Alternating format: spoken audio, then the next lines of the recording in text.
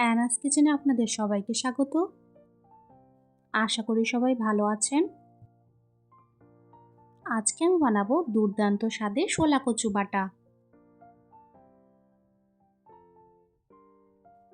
শোলা কচু ভালো করে ধুয়ে নিয়েছি, এখন ছুলে নেব।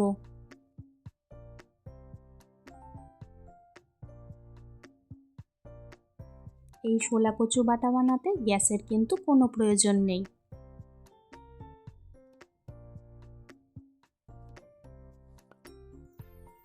এখন ছুরি দিয়ে এভাবে ছোট করে কেটে নেব।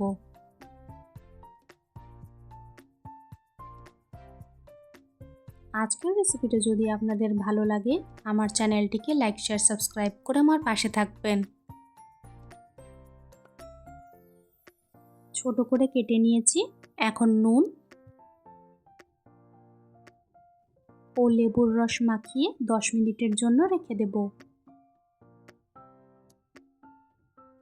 এইভাবে নুন ও লেবুর রস মাখিয়ে রাখলে গলায় কিন্তু ধরবে না।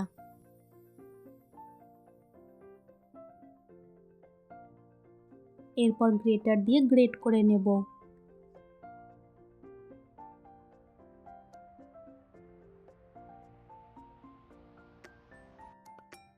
কচুগুলো আমি ভালো করে গ্রেট করে নিয়েছি।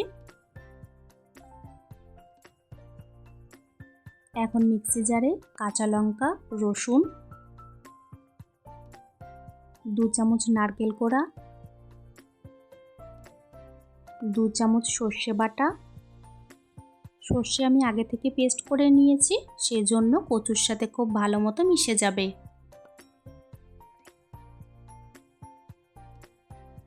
এরপর গ্রেট করে রাখা কচু দিয়ে পেস্ট করে নেব।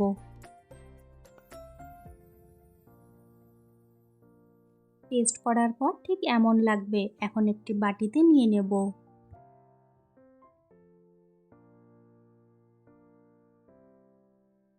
বাকি গ্রেট করে রাখা কচু ঠিক একইভাবে পেস্ট করে নেব।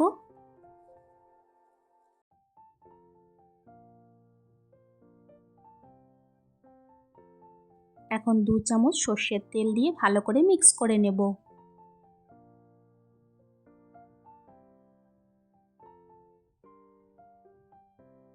নুন একটু কম হয়েছিল বলে আরেকটু দিয়ে দিলাম। ভালো করে মিশিয়ে নিলে তৈরি হয়ে গেল আমাদের আজকের রেসিপি, খুবই টেস্টি শোলা কচু বাটা। রেসিপিটি কেমন লাগলো অবশ্যই কমেন্টসে জানিও। গরম ভাতে এরকম শোলা কচু বাটা থাকলে আর কিছুই লাগবে না।